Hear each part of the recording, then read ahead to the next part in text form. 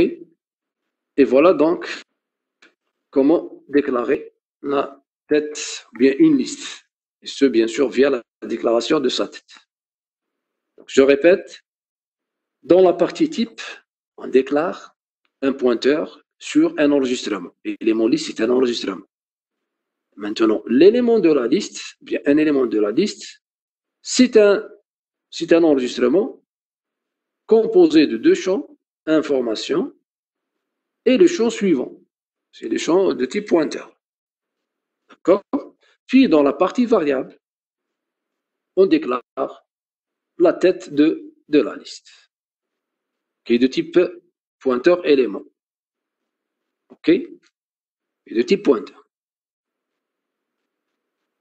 Alors, sur un exemple, vous allez mieux comprendre. Donc, étant donné la liste suivante, c'est une liste qui véhicule quoi? Alors, quelle est l'information véhiculée par cette liste? Alors, qui peut répondre à cette question? Des nombres entiers. Enfin, des Oui. nombres... Entiers. Vous n'avez pas tort, oui. Donc, oui, Bouchlif, donc c'est une liste d'entiers. D'accord? Je vous ai déjà annoncé ça. C'est une liste d'entiers. Mais en analysant bien sûr son contenu, on voit clairement qu'il s'agit donc des entiers. Donc toujours, lorsqu'on vous donne une liste, toujours la première question qu'on se pose, quelle est l'information véhiculée par cette liste? C'est la question fondamentale qu'on doit poser. C'est la première question qu'on doit se poser, qu'on doit poser. Quel est le contenu de cette liste? C'est ou bien l'information véhiculée par cette liste. Alors ici, nous avons une liste d'entiers, donc le champ information et les types entiers. Maintenant, comment déclarer cette liste? C'est via la déclaration, je dis, de sa tête, qui est un pointeur sur un enregistrement. Alors, dans la partie toujours type, on déclare le pointeur, c'est un identificateur égal pointeur sur élément. Puis, on passe à l'étape suivante, c'est la déclaration donc, de l'enregistrement élément. C'est un enregistrement composé de deux champs. Le champ information, qui est de type entier en ce moment, et le champ suivant, qui est de type pointeur. Voilà, donc c'est une déclaration récursive, si on veut. On utilise un type pour déclarer un autre type. Bien, un même type plutôt. Okay? Donc nous avons utilisé, on est en train de déclarer le type pointeur en utilisant le type pointeur. Chose que je dis bien qu'elle est autorisée dans les pointeurs. Et on met fin, bien sûr, à la déclaration de cet enregistrement. Puis, dans la partie variable, ici nous avons la variable L, qui représente la tête de la liste, donc elle sera déclarée dans la partie variable. OK? Est-ce que c'est clair? Alors ici, nous avons déclaré, je dis bien uniquement la tête de la liste, et non pas la liste en entier. C'est la tête de la liste, c'est L. Un autre exemple, à travers lequel vous allez mieux comprendre. Donc ici, nous avons une liste d'enregistrement. Exemple, une liste qui contient les informations de votre section, de la section 9, c'est la liste des étudiants. Donc, un étudiant, comme vous voyez bien, est décrit par son matricule, son nom, son prénom et sa moyenne. D'accord? Donc, ici, nous avons la tête de la liste, le premier élément, deuxième élément, le dernier élément. Tel que chaque élément contient deux champs. Vous voyez, donc le premier champ, voilà le premier champ, premier conteneur, et le deuxième champ, le champ obligatoire, c'est le suivant, toujours. Alors le champ maintenant, premier champ, bien le champ information, est un enregistrement composé de 4 champs, matricule, nom, prénom et moyenne. Je vous donne 2 minutes pour faire cette déclaration, avant de vous donner le cours. Allez-y. Dès que vous terminerez, donnez-moi le signal.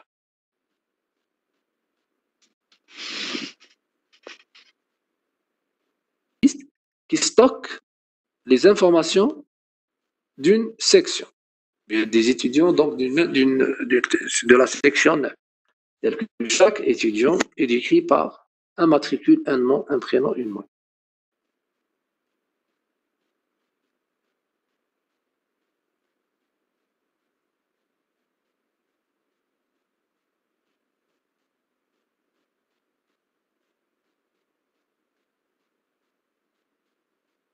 Vous avez terminé?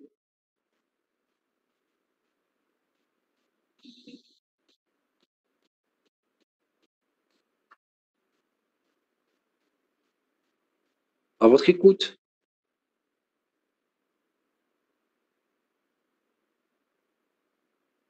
Donc, je rappelle, c'est une liste qui véhicule une information de type enregistrement, composée de 4 champs. Matricule, nom, prénom et moyenne, plus le champ suivant, tout simplement. Les autres, Pour ma part, oui, normalement. en attendant les autres. Moi aussi. Les autres. Attention, l'examen, vous avez 1h30. Hein.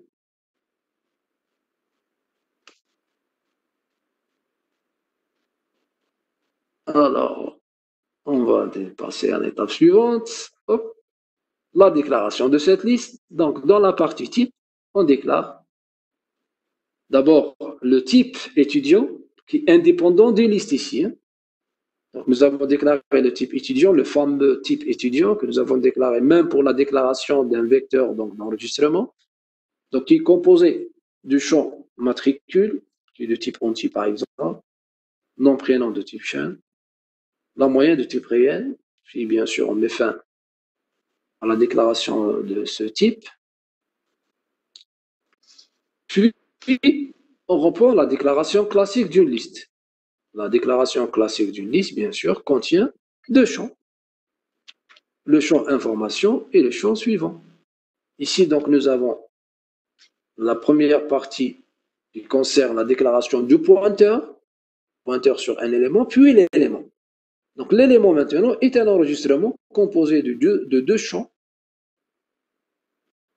Le champ information, il s'agit donc d'un champ de type étudiant, c'est le type donc de base que nous avons déclaré. Puis le deuxième champ, qui est le champ obligatoire dans les listes, c'est le champ, quel champ? Suivre, c'est le champ suivre, qui est de type pointeur. C'est le même type ici. Nous avons utilisé le même identificateur, PTR, PTR. Puis on met fin à la déclaration de l'élément. Et dans la partie donc variable, qu'est-ce qu'on déclare? On déclare la tête de la liste. Donc liste ici de type PTR. OK? Maintenant, en mémoire, qu'est-ce qu'on aura? Alors, en mémoire, on aura uniquement la réservation d'un seul emplacement, d'une seule case mémoire, qui peut contenir, bien sûr, la tête de la liste. Liste ici, c'est une variable qui représente donc la tête de la liste.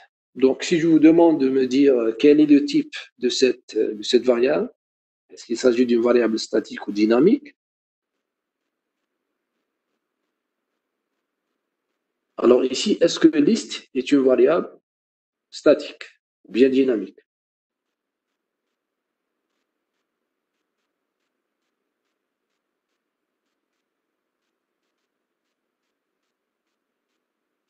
Je suis à votre écoute.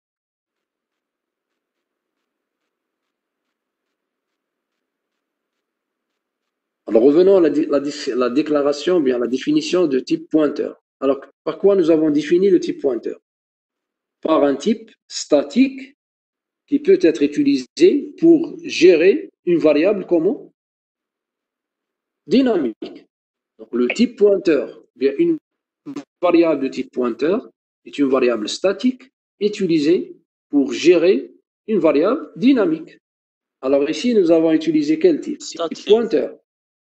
Alors, ceci dit que la liste ici, liste est une variable statique.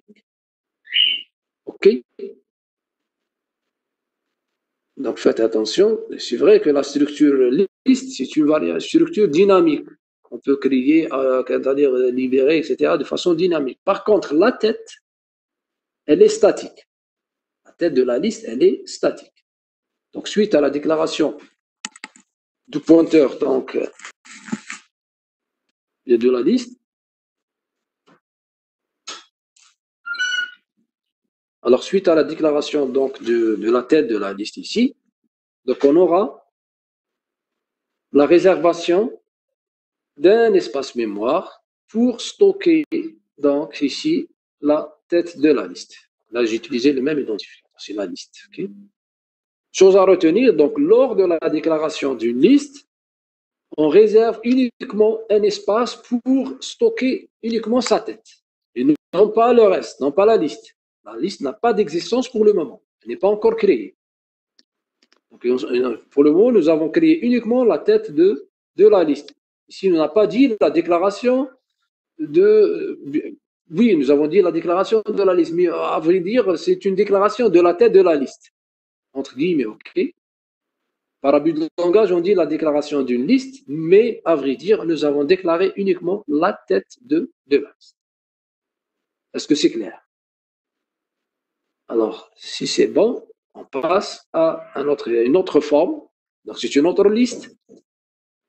Donc, où les informations sont directement injectées dans l'élément. C'est-à-dire ici, on ne voit pas le conteneur qui contient l'enregistrement étudiant.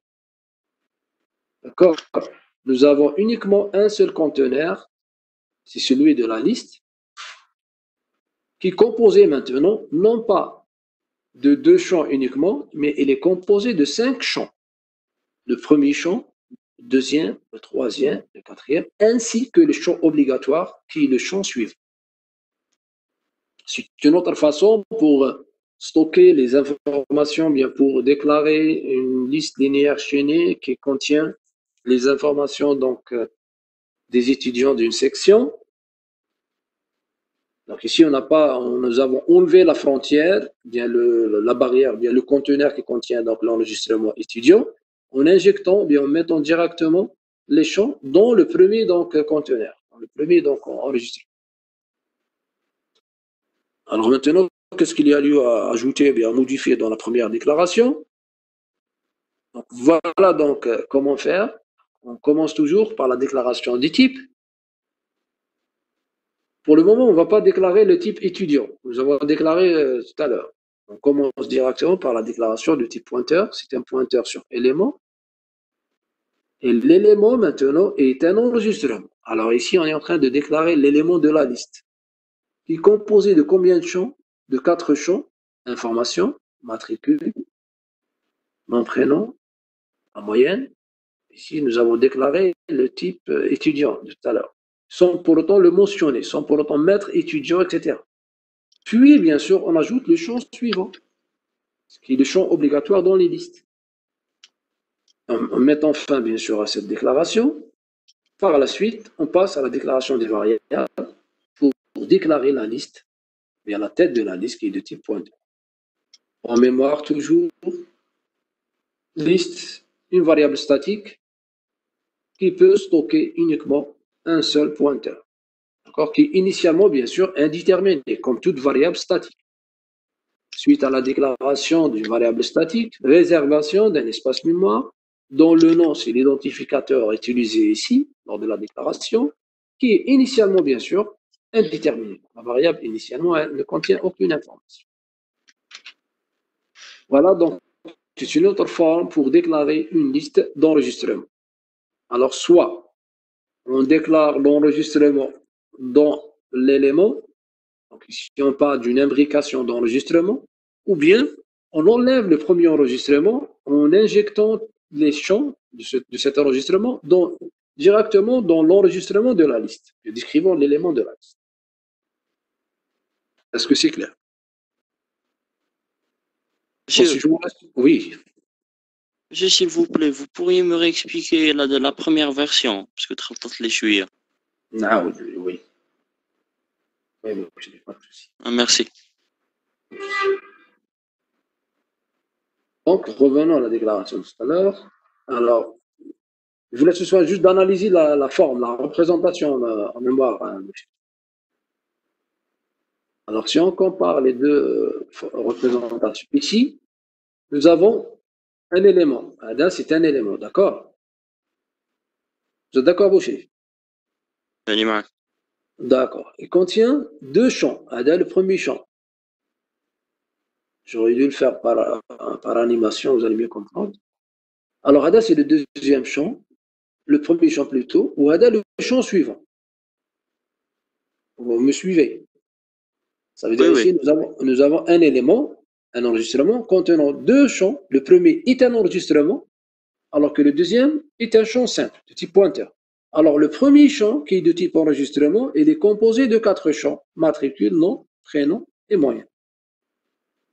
C'est bon, vous avez compris cette représentation? oui.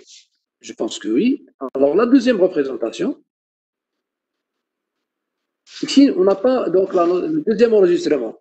Nous avons directement un seul enregistrement qui contient un seul enregistrement, voilà, qui contient les différents champs. Donc, nous avons enlevé le deuxième du volet niveau, le deuxième enregistrement. Vous avez compris, Boucherie? Oui, monsieur. Là, vous avez compris pour la représentation. Oui, monsieur, la déclaration de la deuxième version, parce que Derna a déjà montré les exemples précédents. Ok. Maintenant, qu'est-ce qui vous embête? La déclaration de la première version, oui. La première version. On veut la première version. La première version, ici, qu'est-ce que j'ai fait? Normalement, avant de déclarer, si c'est-à-dire nous avons une liste d'outils, il y a des données de type simple, qu'est-ce qu'on fait? Donc, on enlève cette partie, d'accord? Donc, il contient la déclaration de type étudiant. Donc, directement, on déclare un pointeur et un élément. Pointeur, c'est un pointeur sur élément, et élément contient deux champs, information et suivant. Il s'agit d'un type simple. Si l'information, elle est de type simple. Par contre, ici, l'information, ce n'est pas un type simple, c'est un type structuré, étudiant. Donc, je suis obligé de le déclarer avant. Voilà ce que nous avons fait. Je pense qu'avec ça, vous avez compris. Vous avez compris avec ça. Ah oui, d'accord. Monsieur, je crois que le pointeur, il porte une partie structurée étudiant plus un autre pointeur. Donc, le pointeur ici, donc c'est l'information qui est structurée, tout à fait. L'information qui est structurée, qui est de type étudiant. D'accord, d'accord. Je peux faire la même chose si nous avons un vecteur ici. Si la liste véhicule donc les notes, par exemple, d'un étudiant. Donc, je peux, comme information ici, je peux mettre un vecteur. Je déclare avant le vecteur, vect, c'est un tableau de son, de réel, par exemple. Puis ici, qu'est-ce que je fais? Donc, dans le champ information, deux points, je mets quoi? Le type qui est déclaré avant. Le type vect, par exemple. D'accord, d'accord. Est-ce que c'est clair pour tout le monde? Donc, chose à retenir, si vous avez une liste qui contient une information structurée, il faut d'abord commencer par la déclaration de type structuré, bien de la structure de données, puis de l'utiliser lors de la déclaration de la tête de la liste, bien de type pointeur. Donc, on commence par la déclaration de type de l'information, puis je déclare la liste. OK, pour tout le monde? Si, monsieur. Je vous en prie. Les autres, est-ce que c'est clair? Léo, avez-vous compris? Oui, oui. Les autres?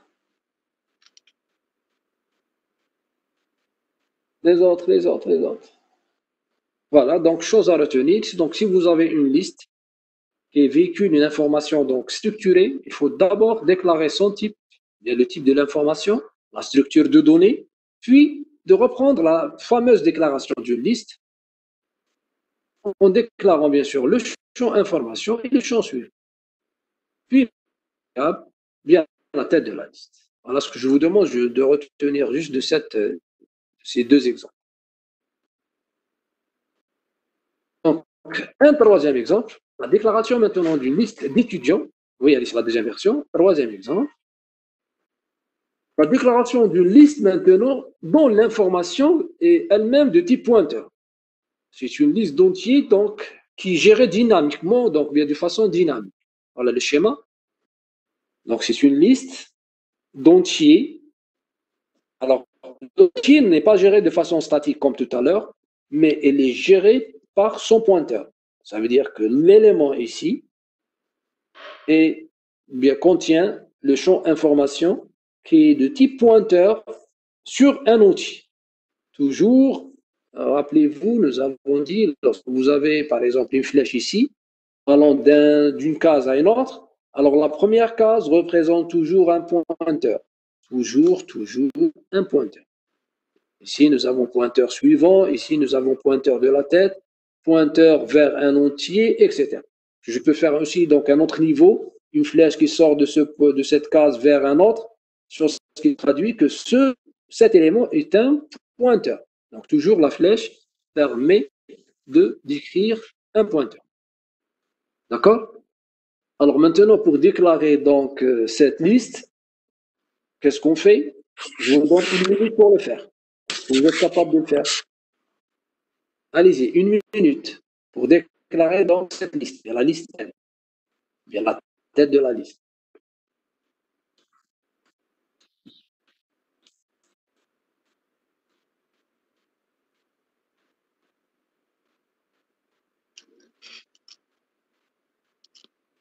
Une minute pour le faire. Normalement moins, hein.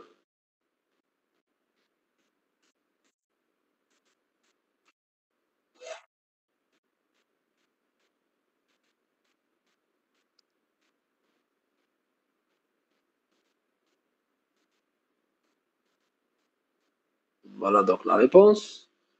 Toujours, je dis bien toujours, on déclare le pointeur, un pointeur sur élément, puis élément est un enregistrement composé de deux champs.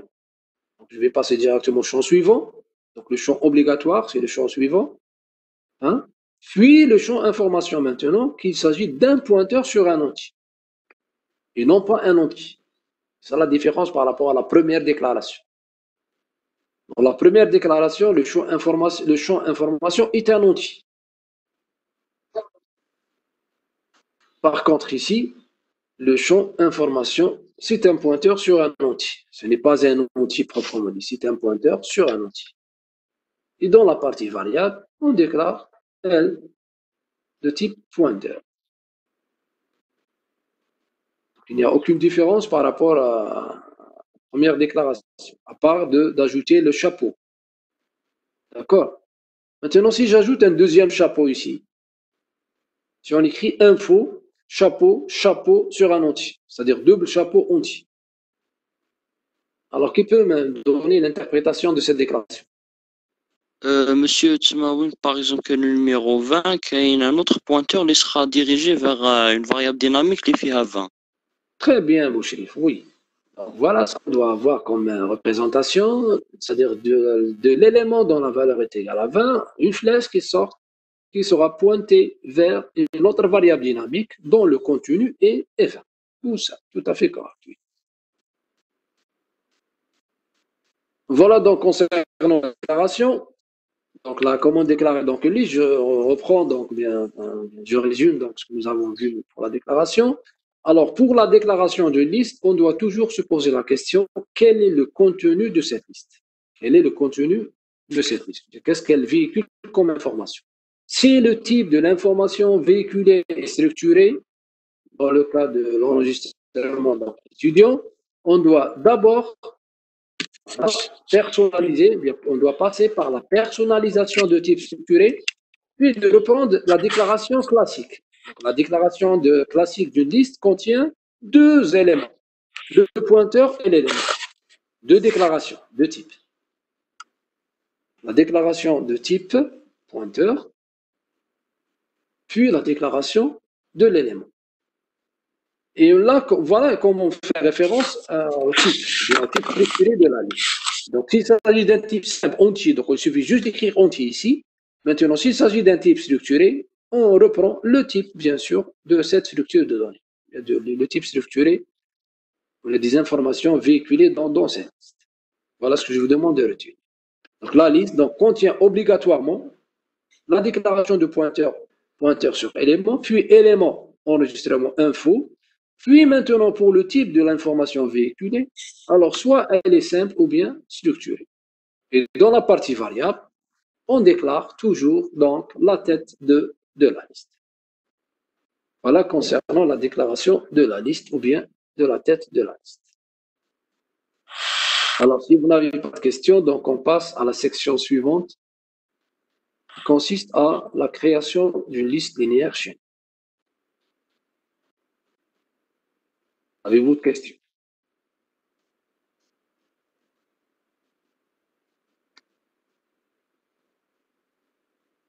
Non. Alors, si vous n'avez pas de questions, on entame la deuxième section vers la partie suivante. Il porte sur la création d'une liste linéaire chaîne. Alors, la création. Alors, je vous rappelle un petit peu la structure d'une liste. Donc, une liste, donc, c'est une succession d'éléments tel que chaque élément est décrit par deux champs, il contient deux champs, le champ information, le champ suivant, elle est accessible par une tête. Alors le premier élément donc de la liste est appelé élément de tête. Et nous avons aussi un dernier élément, bien l'élément de queue, c'est le dernier élément de la liste. Okay. Alors maintenant pour la création, donc étant donné une liste en mémoire, alors étant donné un nouvel élément, ici, exemple, donc l'élément 30, dont la valeur est égale à 30. Alors, si l'ajout ou bien l'insertion de cet élément de la liste, c'est elle qui nous informe de la stratégie suivie pour la création de cette liste. Alors, si l'élément, le nouvel élément, est ajouté à la fin de la liste, je bien ajouté à la fin de la liste, donc bien sûr, en ajoutant sur les liens, etc. Alors ici, on parle de la stratégie FIFO. Je rappelle. Donc la stratégie, donc bien l'ajout d'un élément dans le fichier se fait toujours par, en quelle position? L'ajout d'un élément dans un fichier à la dernière position. C'est la stratégie FIFO. Alors on peut dire que l'ajout d'un élément dans un fichier, ou bien la création d'un fichier de façon, c'est-à-dire d'une autre façon, est réalisée en utilisant quelle stratégie? C'est la stratégie FIFO. C'est-à-dire la création des fichiers séquentiels, et donc suit bien, elle est conforme à la stratégie FIFO. C'est-à-dire, étant donné un nouvel élément ici, donc cet élément sera ajouté à la fin de la liste. Il devient l'élément de queue, le dernier élément de la liste. D'accord? Maintenant, pour la deuxième stratégie, donc, étant donné toujours la liste précédente, si on veut ajouter l'élément dont la valeur est égale à 30, alors si l'élément est ajouté ou bien est inséré en ce moment au début,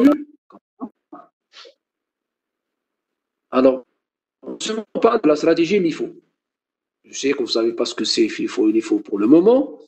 Je vous demande juste de retenir que nous avons deux stratégies de création, c'est-à-dire des listes.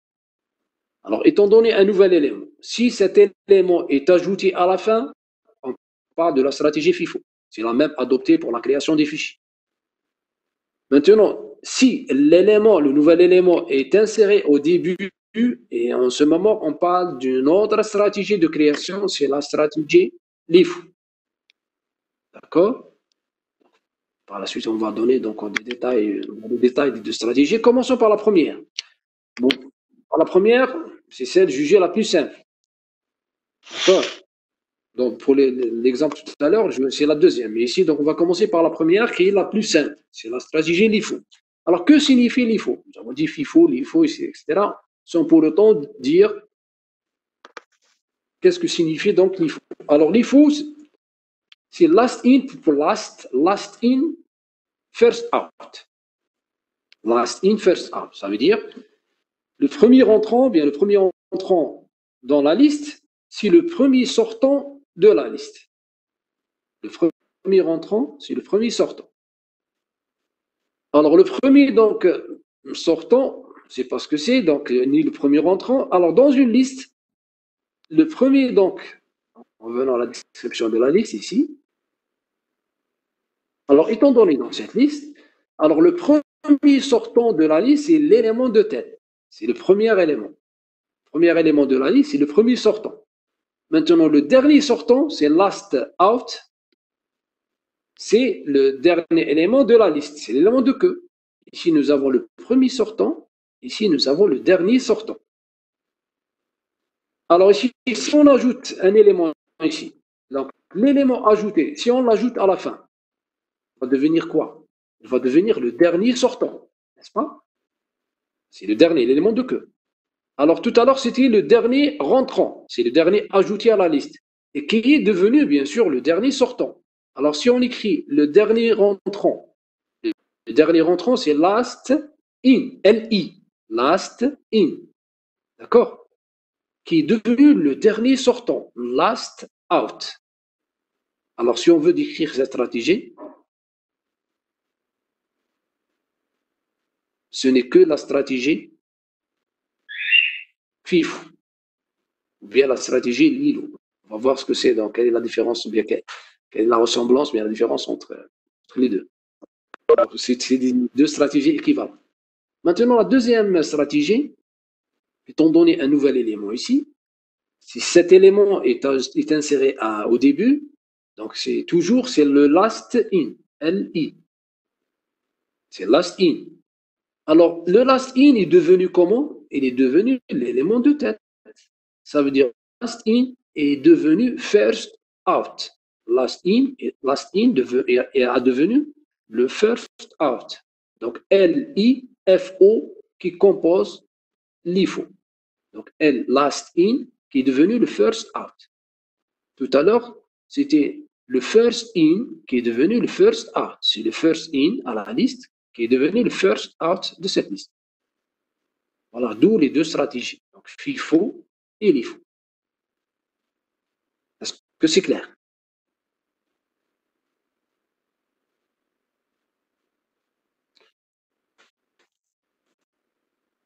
Oui ou non? Est-ce que vous avez compris donc la différence entre les deux stratégies? Et pour les autres?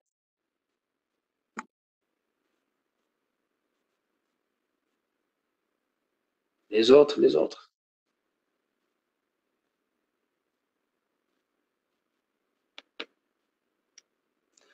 Donc, la différence entre les deux stratégies, c'est l'insertion du nouvel élément. S'il est inséré à la fin, c'est la stratégie FIFO. S'il est inséré au début, donc c'est la stratégie LIFO. Alors, commençons par la première stratégie. C'est la stratégie la plus simple à implémenter donc algorithmiquement, sur le point de vue algorithmique. Donc, c'est last in, first out. C'est le premier entrant, c'est ce qui va devenir le premier sortant. Donc, comme je vous ai dit, elle consiste à insérer le nouvel élément, last in, à la première position, qui va devenir le first out. OK?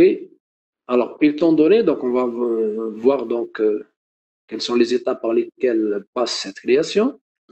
Alors, étant donné donc cette liste, OK? Donc, c'est une liste dont le point d'entrée L contient les valeurs 20, moins 50 et L. Alors, si on suit la stratégie LIFO pour la création de cette liste, alors, à votre avis, quel est l'élément que nous avons inséré le premier?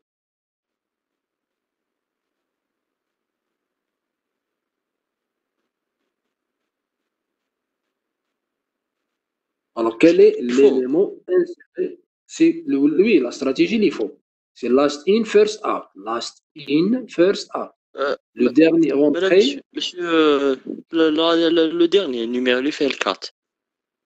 L'effet 4, c'est le dernier ajouté à cette liste. Non, le premier. C'est le 20. Le dernier. Oui. D'accord? Alors maintenant, vous allez voir à travers un exemple. OK? Alors, je vous demande de retenir, donc, c'est-à-dire de retenir, bien oui, pour le moment, c'est qu'on veut créer donc cette liste. Alors, on passe donc, pour la création de cette liste, donc, on va passer par plusieurs étapes. Comme première étape, c'est la création du premier élément. Premier élément de la liste. Bon, première, ce n'est pas au sens premier dans la liste, hein, au sens premier sortant. C'est le premier élément à ajouter à cette liste. C'est le premier élément, ça veut dire ici, quel élément? C'est l'élément, c'est 4. C'est le premier élément inséré à cette liste. On a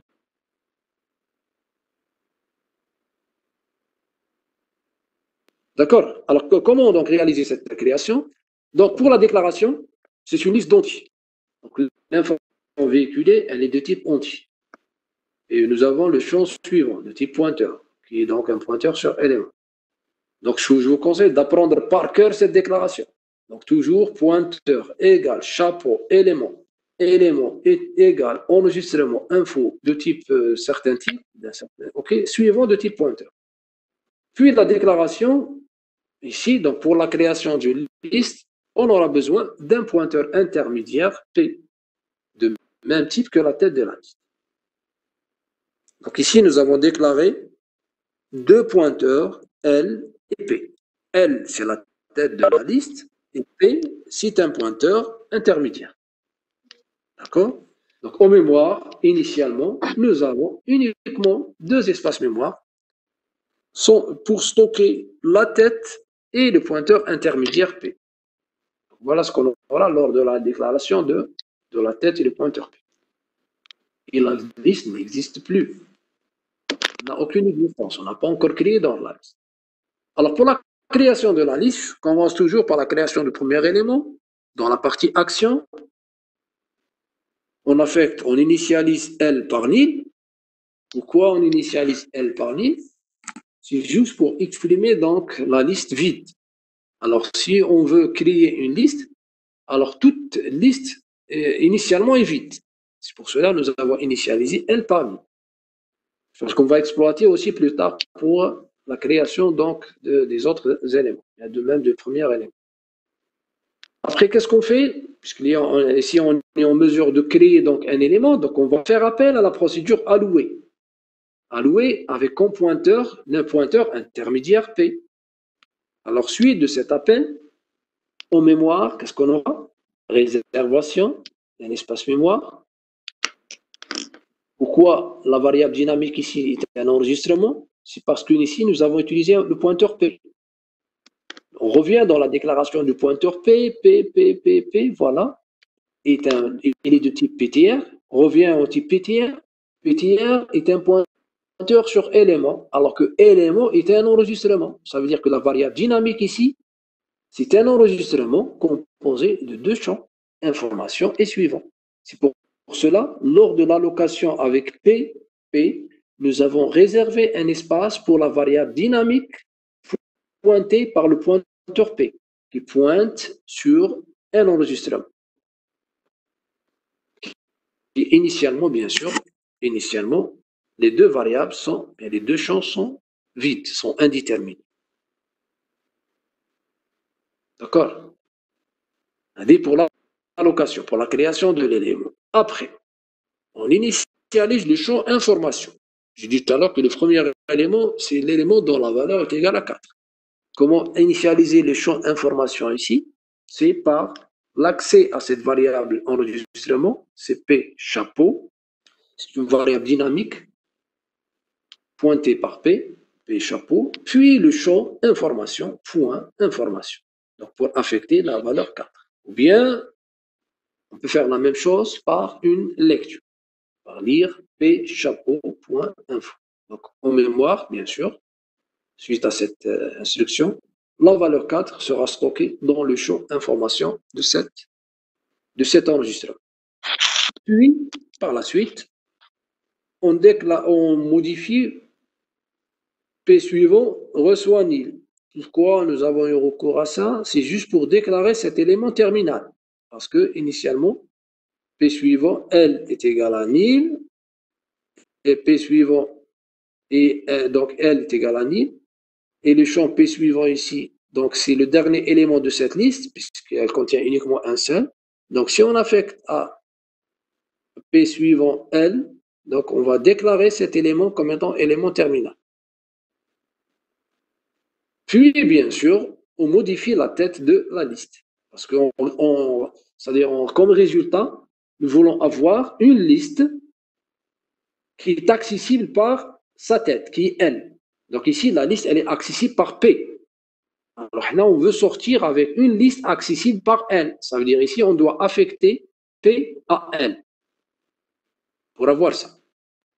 Pour avoir un double chaînage vers un même élément. Donc avec ça, qu'est-ce que nous avons fait? Nous avons créé une liste accessible par N qui contient uniquement un seul élément dont la valeur est égale à 4.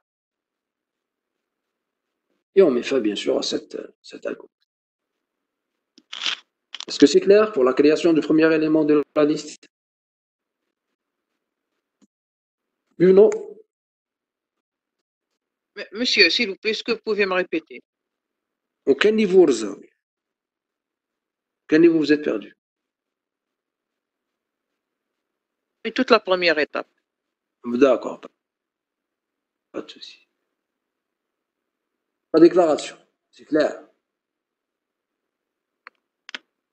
Oui.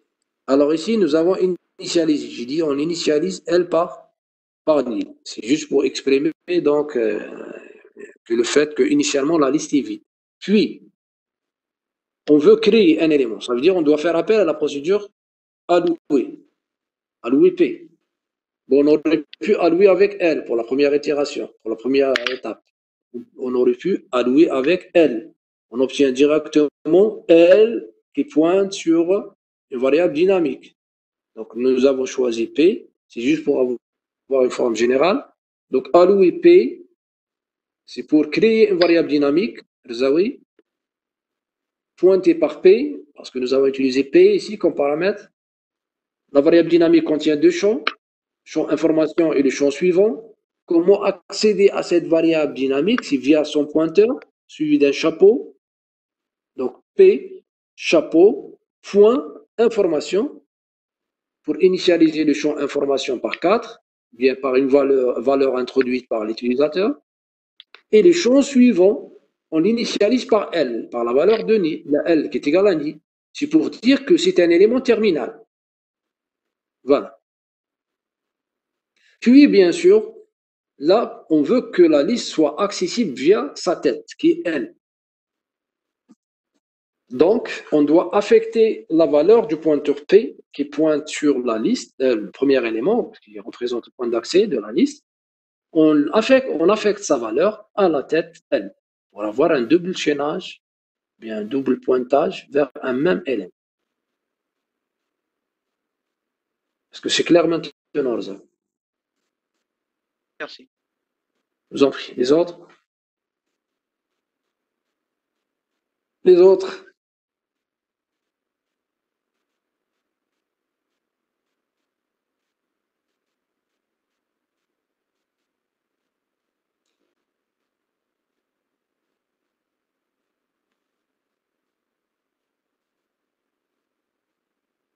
Bien.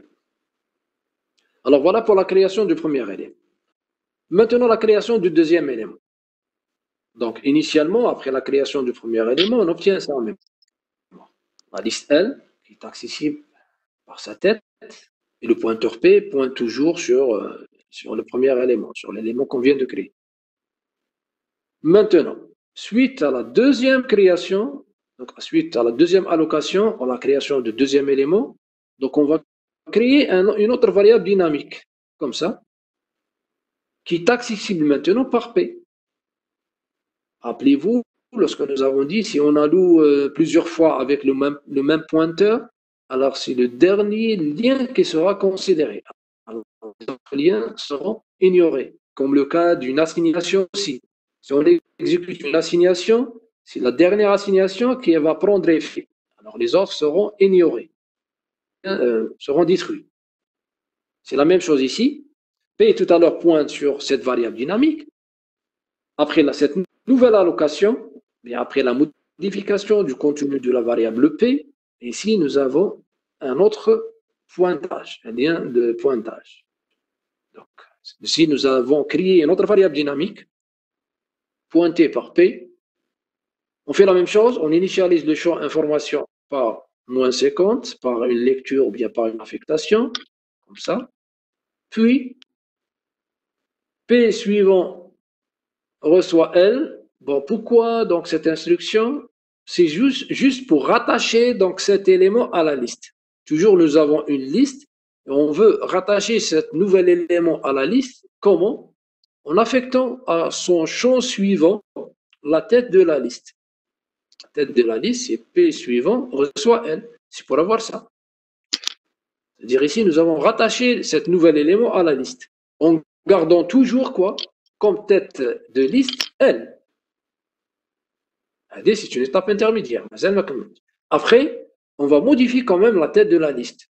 Donc, elle ne va pas donc pointer sur 4, mais plutôt, elle va pointer sur moins 50. Et en ce moment, on affecte à L le pointeur P pour avoir ça. D'accord? Alors, qu'est-ce que nous avons fait ici? Nous avons modifié la tête de la liste.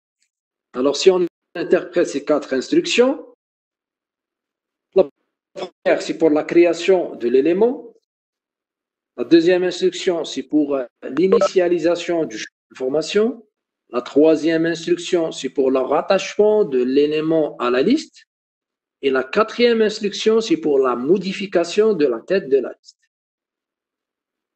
D'accord? Ce que vous allez mieux comprendre à travers le troisième exemple, c'est la création du troisième élément. Alors, suite à la création des 2 premiers éléments, on obtient ça.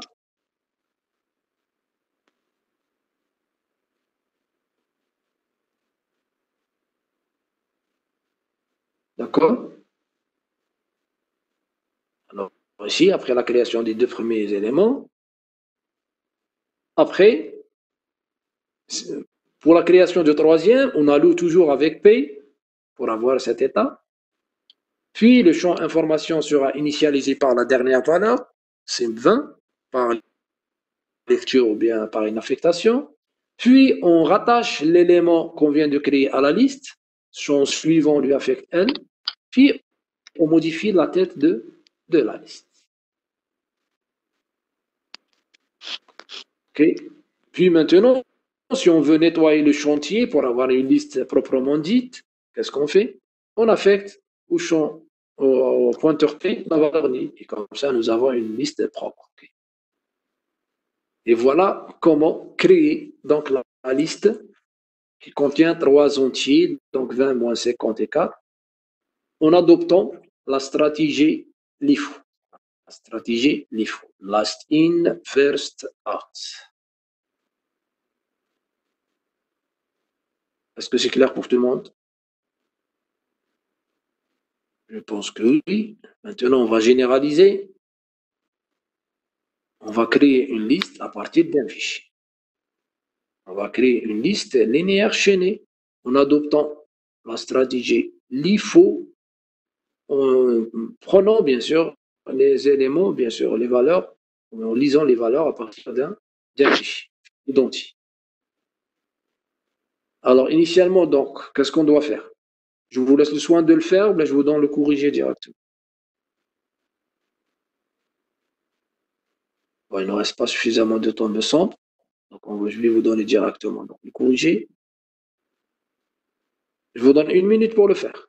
Allez-y, oui, je suis d'accord. Donc, vous avez 1 minute pour construire une liste linéaire chaînée en adoptant la stratégie LIFO à partir d'un fichier identique.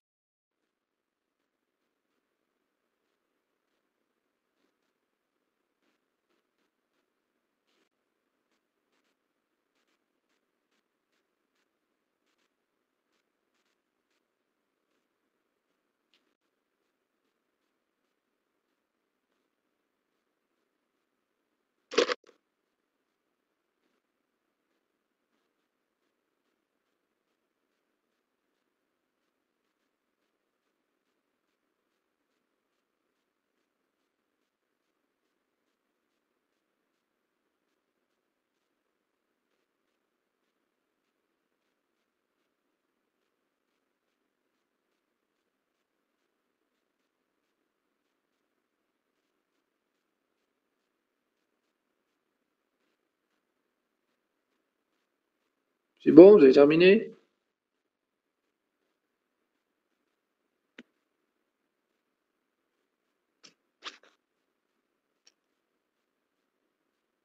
Alors, donc, on doit toujours ouvrir le fichier en mode lecture, consultation. Je suppose que F est un fichier logique d'entier, sur un fichier physique d'entier. Donc, tant que non FDF F, c'est le parcours d'un fichier. Donc, FDF, c'est la fonction donc, qui retourne vrai, c'est le fichier. Donc, c'est la marque, c'est la tête de lecture, elle est sur la marque de fin. Faire, donc, on alloue pour la création d'un élément. Puis, ici, c'est la création d'un nouvel élément. Puis, on prend un élément de ce fichier, prendre f, v, on le met dans la variable intermédiaire v, qui est de type entier. Puis, on va affecter, bien, on affecte la valeur v au champ information de l'élément de la variable dynamique pointé par p. Chose qu'on peut faire aussi par une seule opération, prendre f, p.info. On ne peut pas utiliser la variable v. Ici, pour l'initialisation du champ information. Puis, on rattache l'élément à la liste. Rattachement du nouvel élément à la liste. P suivant reçoit L. Et la dernière étape, c'est la modification de la tête de la liste. P reçoit L, c'est la modification de la tête de la liste.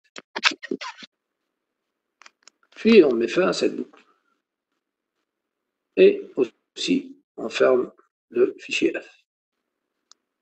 Donc, je répète, donc la création, chose à retenir, même, la création d'une liste à partir, ou bien en adoptant la stratégie LIFO est réalisée en 4 étapes.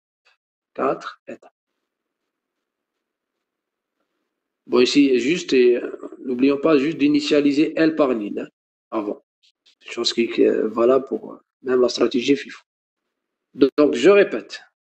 Donc, la création d'une liste avec la stratégie LIFO est réalisée en 4 étapes.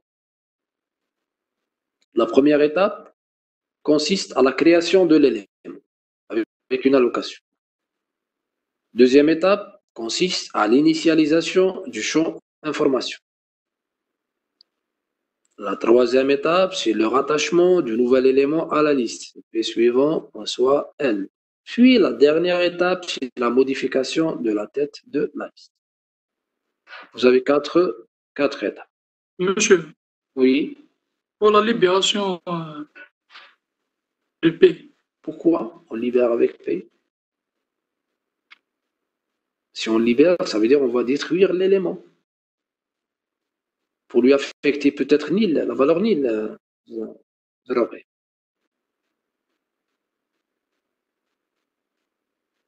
On ne libère pas avec P, mais on peut lui affecter à la fin la valeur nil.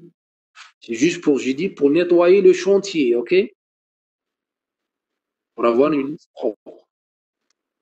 D'accord, Zeroké? D'accord. Donc, je répète, la création d'une liste avec la stratégie LIFO, last in, first out, est réalisée en 4 étapes. La première, c'est la création dynamique d'un élément. Deuxième étape, c'est l'initialisation du champ information. Troisième étape, c'est le rattachement du nouvel élément à la liste, par P suivant reçoit L, la tête. Puis la dernière, c'est la modification de la tête de la liste. D'accord? Et voilà donc comment créer une liste avec la stratégie donc LIFO. Enfin, la stratégie FIFO, chose qu'on va voir, Inch'Allah, la séance prochaine. Alors, si vous n'avez pas de questions, donc on peut mettre fin à cette séance.